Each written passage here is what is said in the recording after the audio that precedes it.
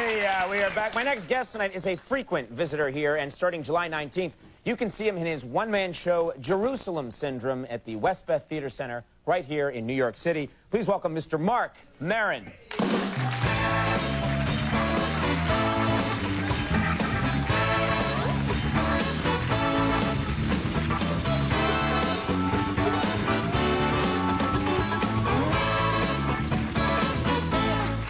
God, I love that band. Yeah. They're great. Yeah, it's a good band. That's the best band on TV, if my money. Absolutely, man. Yeah. Yep, I'm a guitar player myself. I'm the best guitar player in my bedroom. That's right. Yeah. I've seen you play, actually. I sat in with you once. Brilliant. I've sat in with the greats, Jimi Hendrix, Muddy Waters. Right there in my house. Genius. I just saw Rebecca Stamos, and models are so bizarre, aren't they? They're like this weird freaks of nature, aren't they? I mean, I want to. She is beautiful in this kind of like, oh my God, kind but they're of way. all like that. I used to live in an apartment. You're angry about it. Isn't everybody like that? Isn't everybody? What can you do? You can just sit there and go, oh my, what am I? Jeez. You know, but anyways, so, thank you, people. That's the strangest reaction to a model. No, but here's what happened. I used to live right across the street from this, like, model dorm. Like, there was all these models that lived in this apartment building. Right. I'm serious. Tell us where this is, please. Yeah. I'll take you there. No, but like I'd go out there and I'd see like 2 or 3 of them standing in the street, and it'd be that moment. It was almost like seeing like rare animals. I'd be like, oh God, there they are. Shh, don't say anything. You'll scare them. You're gonna scare them. Pull your pants up. Pull your pants up. It's wrong. Oh, why? Well, I don't know. I thought that was the right place to go with that. But you know, if you think about it, we all are animals, aren't we? We're just monkeys, Conan. What's the difference between us and monkeys? What? Pants and rules. That's it. And the thumb thing. We have the thumb. Right, which is like that's the difference there is this and this email. You see, that's the junk. But I mean, we are animals. I mean, come on, it's summer. Have you ever had that moment where you just like, you focus in on an ass and you just go, hear me out, and you just say like, God, my God, why can't I have that right now? You know, if I were any other animal, I could have that right now.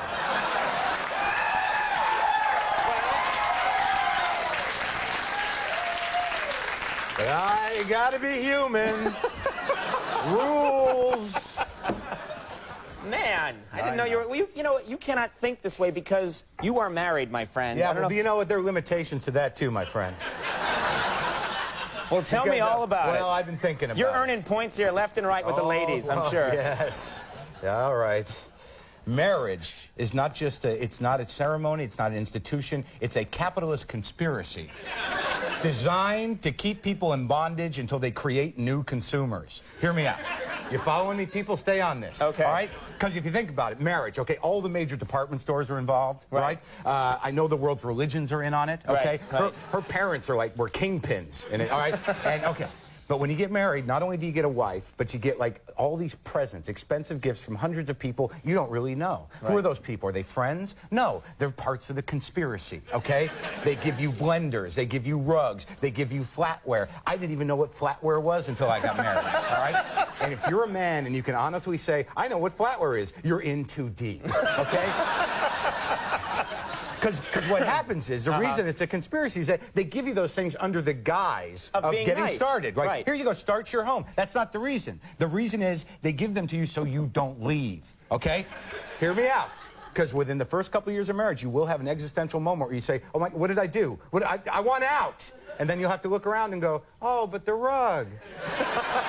And the blender, honey, and I love our forks. I love everything here. I'm not so sure about us. but that'll come and go. God. Why don't you tell her not to check out the show tonight? That'd be a good idea. Believe me, I don't want her to see that saying. You ever just zero in on an ass on the street? Well, that's just like being it's not honest. even attached what to are you anybody. Supposed to not look at the ass? No, but there's decorum. Well, I mean, I don't walk down the street and go, yay, ass. Well, okay, good. You know, you kind of go, oh, and then you hit a certain point with the turn, you're like, oh, that's too far, and then you snap back. Right, you can sort of start to look, and then you have to look away or pretend you were looking at something else. Then pretend like, oh, I thought I dropped something. Yes. I dropped her. Because, you know, I do walk down the street going, yay, ass! Yeah. I know. In New York, no one cares what you run down the street shouting. No, New York's a beautiful freak show. It is. You know what happened to me? I was on the train. Yeah. I was actually, the other day, I was going downtown, and a guy with no legs got on the train begging for money. So I give him $1, because that's what I allot people with no legs, you know?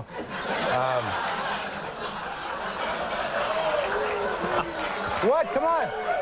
No, it's right. No legs, $1. Crackhead, $quarter. You know? I don't want to deny anybody, but I will judge their need. Right, you know? their level of need. Right.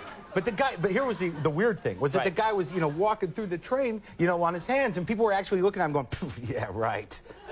I'm like, what reason could you have for not giving a guy with no legs money? Right. Oh, no. He'll just take the money and cut his arms off. I've seen this before. He'll be back tomorrow with one arm. Where does it stop with these people? Not me. I work hard for my money. Till he's just a random ass going to. All right, now, the Jerusalem Syndrome. We have to talk about this before we go. This is your big show. This is a big show. It's off Broadway now. This is exciting. Said that like I didn't know. Oh, of course, that's a big show that some guy's doing. Yeah, you're doing it. Okay.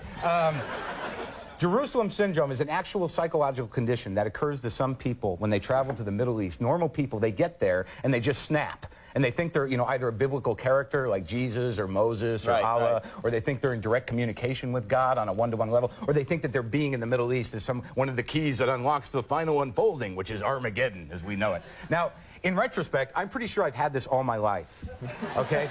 And what the show is about is just sort of this strange process of me moving through, like, all these weird spiritual pilgrimages, as I see them, which is like they go from, like, Jack Kerouac's grave to there was the drug period in Hollywood where God actually talked to me, or so I think. There was...